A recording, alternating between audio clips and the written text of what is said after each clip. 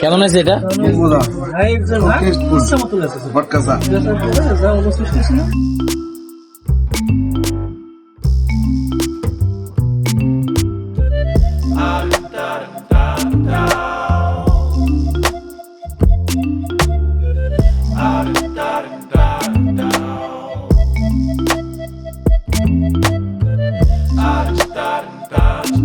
তো উনি ওনার অনেক ব্যস্ততার মাঝেও আমাদের জন্য মটকা চা বানানোর কাজ শুরু করছেন।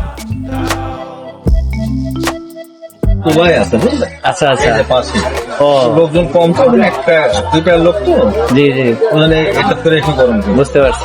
সময় লাগে। মানে এগুলাকে আগে হিট করছেন কেন? এটা তো তন্দুরি, এটা তো তন্দুরি।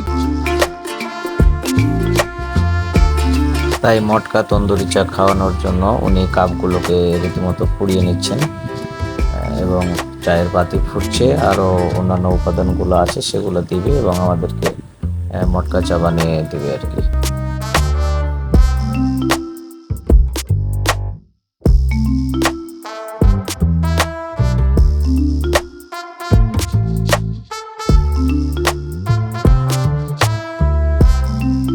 যাই হোক, উনি খুব যত্ন সহকারে, পরিষ্কার পরিচ্ছন্ন আছে ওনার দোকানটা এবং যত্ন সহকারে চাটা বানিয়ে দিচ্ছে।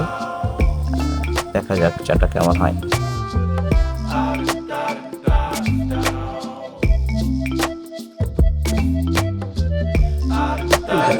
কেমন আছে এটা?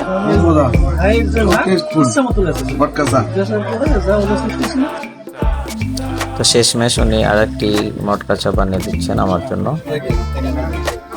তো যদি কেউ চান যে ঈশ্বরদী এসে একটু ভালো চা খাবেন, সেটা লাল চা, দুধ চা অথবা মটকা চা হতে পারে, তবে এখানে ট্রাই করতে পারেন, আশা করি ভালো লাগবে।